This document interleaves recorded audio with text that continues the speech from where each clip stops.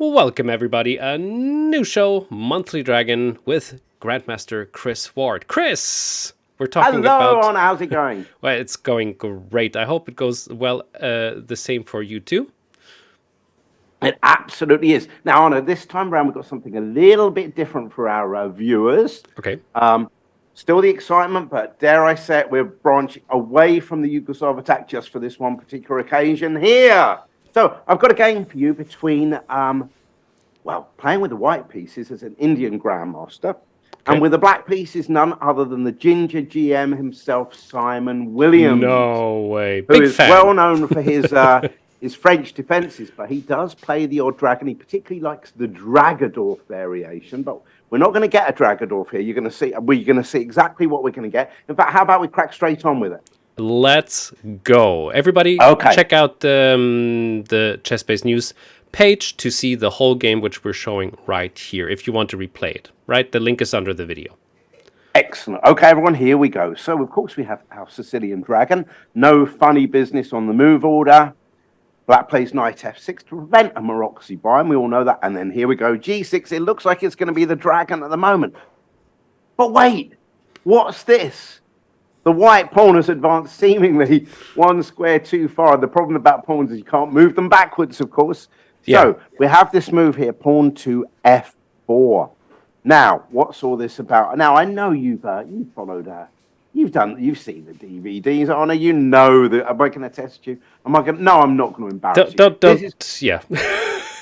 This is called the Levenfish. I would never do that. This is the Levenfish variation, actually.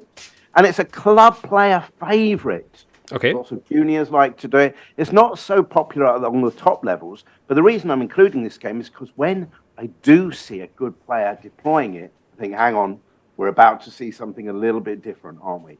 So I know that something's coming because the mainline theory of the Levenfish doesn't have a good reputation from a white point of view. However, there are plenty of tricks and traps. I'm going to show you just one of those. And this is why if anyone's new to the dragon, they should really take this on board. So the idea is if black now just continues with bishop g7 like you would normally expect to, then white's idea is to immediately thrust with this pawn up to e5. Mm-hmm. Now, this takes me back, oh my word, I don't know if I can regress this far. This takes me back to the London Under-10 Championships, where prior to that, I'd won my first two tournaments that I'd ever played, and then I was here up against some of the top stars in London, and I had a game here when my opponent played e5. I thought, well, what's going on here? I'll take that pawn, thanks very much. And that pawn, it was very adventurous, but surely it's going to be a goner soon. I'm attacking it with my knight, my bishop. And then all of a sudden this bishop check came over here, and I thought, well, very crafty. Can't block on c6 because he's going to take it and then win my rook in the corner of the board. Mm-hmm. I wouldn't think of a move like king f8 anyway because knight e6 check. Oh, dear, would be horrendous losing the queen. So I casually just block with the bishop. And my opponent, my queen takes knight. I thought, yes, that's not fair. How is that possible? That just didn't seem fair that someone could actually play that move at that time. So I remember it from the first DVD, actually. Yes, yeah, true. So the good news is I fell for that on this particular occasion, but I've never fallen for it since then. That's truly good news, yes. And that is good news. So you should do that. Now, so the idea is, in actual fact, it is still playable to play bishop g7 here. But black has to play knight h5. The idea being that although knights on the rim are dim, if white tries to go here, black can sneakily take this pawn with the idea of having a little fork here. But you know what? I wouldn't recommend this move, bishop g7, because it gets a little bit complicated here. There's a check, for example, and when black blocks, there's a chance to put the pawn here. It gets a little bit crazy. So I would recommend for black players staying away from the move bishop g7. And that's why new to dragon players really need to know about this, because otherwise they'll be automatically playing the move bishop g7. Probably happens in bullet games often. Yeah, it happens. And obviously in club players, they still do deploy this f4 variation. Now, for me, probably the most challenging move for black to play is to play knight c6 in this position. Immediately kind of putting the pressure on here and covering this. And the theory after that simply goes takes, and then white goes e5 anyway. the idea is black doesn't really want to take. They're going to get a slightly awkward end game in this position here. So in fact, knight to d7. Oof. And then, okay, but then pawn takes pawn, pawn takes pawn. And what we have here is black has more pawn islands. But, a real problem for white is having this pawn on f4. Because it obstructs the bishop. It leaves a gaping hole on e3. Mm-hmm. And, for example, if we had the moves like bishop e3, bishop e7, queen d2, castles, and d5 here. And this is quite a nice square, but there's going to be some weak squares here. There's going to be a half-open b file and such. And black scores very well in those type of positions. So I think knight c6 is the most challenging move. White doesn't have to take off. We could get to a more of a classical variation, but there's still some complications. Now, the question is, are there any other options? Well, what's particularly interesting is if we were to play, I shouldn't really be looking at this, but Dragadorf players, when they play a6, funnily enough, if white plays f4 here, a big percentage of them just go g6 here. Uh-huh. So naturally it follows. And the idea is now that e5, of course, if takes, the knight is available to go to here, or, of course, actually d5, because what would have been a cheeky check on b5 is, of course, no longer possible. That's the whole idea of a6. So in the normal dragon move board, even a6 is a playable move here. But Simon deploys what I would say is a very safe, comfortable move, knight bd7 here, which essentially covers the move e5 without allowing any of these kind of knight takes c6 and pawn to e5 tactics. Although the knight is obstructing the bishop on c8, it seems very likely that Simon's planning on doing a kind of Dragadorfy deployment, a development of the pieces, as we call it. As we know, the Dragadorf is a mix of two names. The dragon, where on the king side you do your fianchetto stuff, and on the queen side you do your a6, b5 kind of things over there. So knight bd7, and white in this position came up with a move that I hadn't really seen before. I'd never really looked at, and I thought, oh, maybe this is going to be worth taking a look at them. And he actually played the move bishop to b5. Now, the only thing I've seen of real interest in recent times is why actually sacrificing this pawn anyway.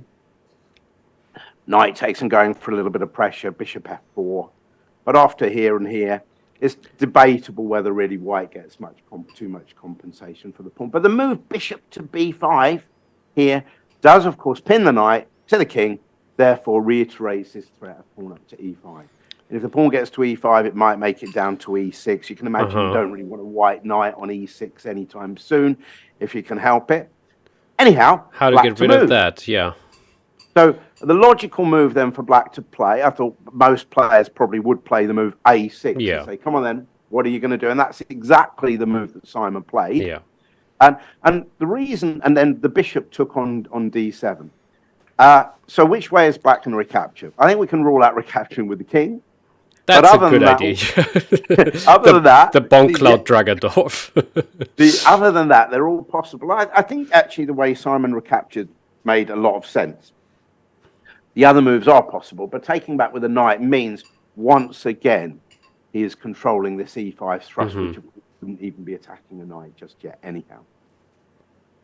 So, one of the reasons as well, Arne, you already influenced my selection in this game, actually. Because last month, you may remember, we spoke about this bishop, or was it last month, and coming out and immediately swapping off and how it often weakens the c4. Yes.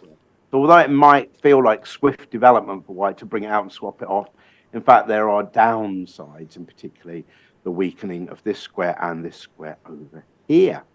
Now, white played bishop e3, absolutely fine, and black played bishop g7, so we're getting on with a little bit of development here. And now over to white. Now, I suspect probably the most prudent play here might be for white to just castle kingside here. Black will castle kingside. I think it's about equal chances, really. White's got this, a little bit of space over here. On the other hand, black has got the chance to maneuver the knight to c4. But white didn't want to do that. He played queen f3. And he played that probably with two ideas in mind. One, he's facilitating queenside castling. And the other, he's probably hoping to put the blockers on this move here, on the grounds that would expose the rook, and then e5 could come in. So, okay, fair enough. Two reasons for doing that, but black castles.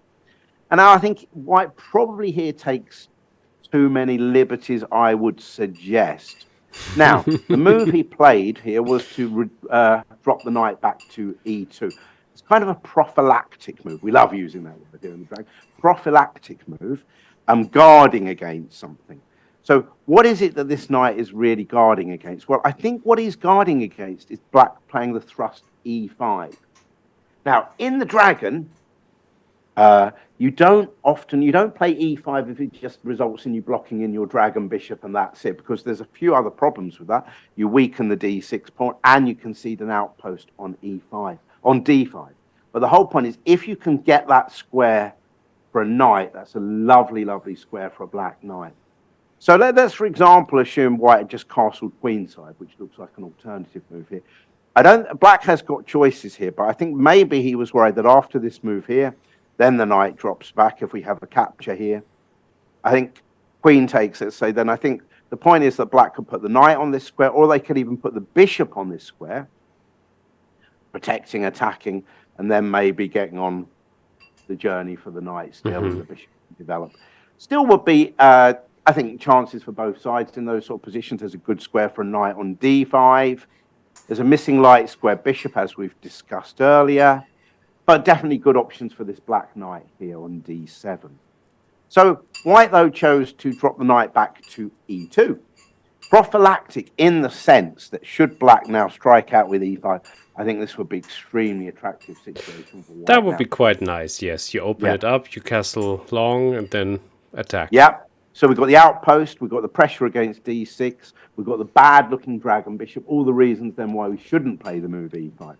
So that's clearly why white played knight d2. But of course, black doesn't have to play e5. It's not gaining tempo on the knight. It's not going to do that. And so the next logical move was simply to play b5. Why this move? Well, exactly as we discussed as well before. The bishop's looking to fianchetto on b7, from where it's going to pressurize the e4 pawn and that diagonal towards the queen and the rook on h1 in general. And of course, facilitating the good old move rook to c8. Plus, the pawn advancing to b5 in itself means that b4 comes into play, which is going to attack this knight, release some defensive cover on e4, and of course, potentially open up the dragon bishop towards b2. So now I'm really curious what happens next, because of course e5 is hanging in the air and black just has to find a move, and it must be something interesting, special, and sweet to not lose the rook on a8, right? Yeah, well, you're absolutely right. And white did play the move e5. And I think that makes logical sense. I mean, had they played, for example, castles, then I think we might have like bishop b7. Yeah. And for the sake of argument, it's super slow now, h4, but let's just throw that in. We've got b4, knight d5, maybe e6. We could easily give up that pawn to get loads of pressure on e4. The rook's coming to c8. The rook's coming to c4. Quite attractive. It's a very nice position for black. So you're quite right. White played e5, unleashing, of course, a discovered attack against this rook on a8. But that didn't faze the ginger GM. He played rook b8. He said, well, that's fine. I'm taking a timeout with that rook, but now I'm going to be going bishop b7, and your queen is going to be... Of course. Yeah, this is what I've missed, because, of course, after a very cheap move like bishop a7, I only saw rook going to b7, but of course, when you're attacked, you can think of a counterattack, and that is, of course, super nice and effective if that would happen. The other thing, I suppose, is because the knight dropped back to c6, to d2, e2, there's no forks in the air here, there's no supporting of this move here to come into e6. So white, therefore, simply took on d6. The idea being, if and when, which is going to happen soon, we'll recapture on that, that is, of course, going to leave black with a little bit of a weak d-pawn. However, what you will have noticed is the position has got nicely opened up right now, particularly for this wonderful black bishop. So white's queen is under attack. I guess there's the chance for an intermezzo here, but also the thing that white has forgotten to do so far, of course, queen would be attacked, is castle. And suddenly there's going to be mega situations here. There's mega situations here. That is a big problem. Juicy, Big problem. Juicy, excellent. I think you've been picking up on my terminology. Right. I did. Queen F2. Okay. I always find it amazing when I come across people that I've taught and things like that. I'm not saying I've taught you, Rob. And at schools, and they start using the phrases that I've used. Obviously, you're one of the most fun coaches to listen to with all the expressions and the wordplay. So, I love to pick up some of those words. Okay, well, we're here. The Queen dropped back to F2. So what else are we going to do? We're going to continue going with the initiative as Simon Williams always does. And now we played B4 here. Hitting that knight on C3. Now, where on earth is that knight going to go to? Well, not that many super attractive actually, it might be the last row, right? Well, okay. So here and here are both covered. He actually chose to move the knight to A4 from where at least it could potentially reintroduce the game, and it could come. If it went back to D1, I think, for example, I would be tempted just to go knight F6 and say, have that pawn if you want, because look at these amazingly good options. That's great. Like the queen's going to be super duper embarrassed. So the knight did actually hop straight over there to A4, and now Simon did simply recapture with this pawn on D6. Now, yes, we have got a weak pawn here. However, as a result, we've got the open E file. And actually, that pawn even does a useful job preventing that knight from entering the game here. So what is white going to do in this position here? Also, the knight, of course, out on the edge of the board. There could be just a casual move like bishop C6 would be somewhat embarrassing at the moment, with white not even being able to go B3 with the rook hanging here. So probably we're just threatening to win a piece, actually. Yeah, so black definitely has the better position now. Can we say so? Already, yeah, right? Yeah. So this whole little experiment of bishop B5, the new move, if you like, by GM, has not really worked out, because I love Simon's play, but I wouldn't say that Simon's played anything particularly stunning so far. He's just played normal moves, a little bit of queenside expansion, and this is what we've come to. So the question is, how are we going to go about winning it? How are we going to progress? Well, white played the move bishop D4 for reasons we've just looked at. It feels logical for white to want to swap off the dragon bishop. And of course, we know there was no way that put that knight on A4 otherwise. In fact, I think lots of possible moves here for black. There's quite a few attractive options here. But what he did was he actually kept the bishops on the board and played knight F6, because now that's beautiful. Yeah, he's looking to hop this knight into here, and he's saying, okay, by all means, you can take that knight if you want, but that's going to leave you a mega bishop pair.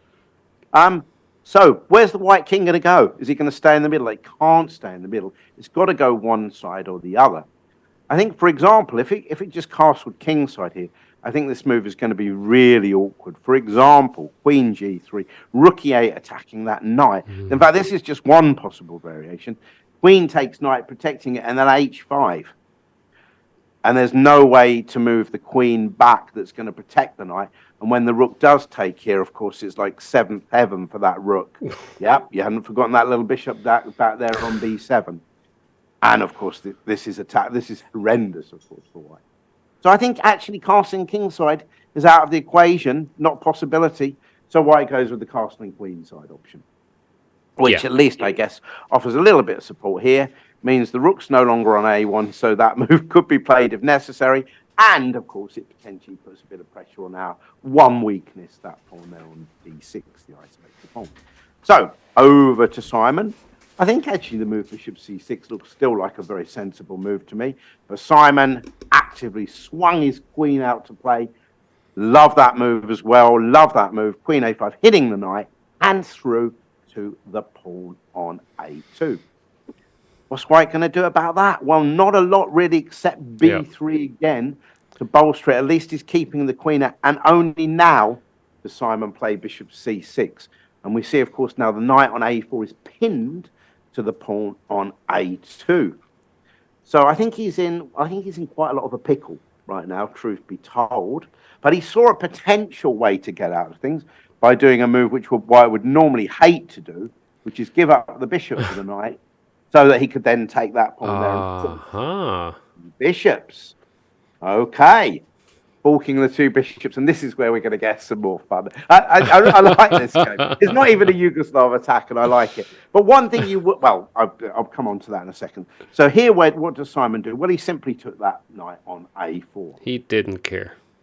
He didn't care. Now, let's just see what's going to happen if the pawn took back. So, for example, the pawn takes, queen takes A4, and white gets to take this. Unlike in a Yugoslav attack, of course, white, who has just won a piece, by the way, here, is nowhere near giving checkmate, of course, because it's just white's pieces just aren't organised in any sort of good way to deliver checkmate.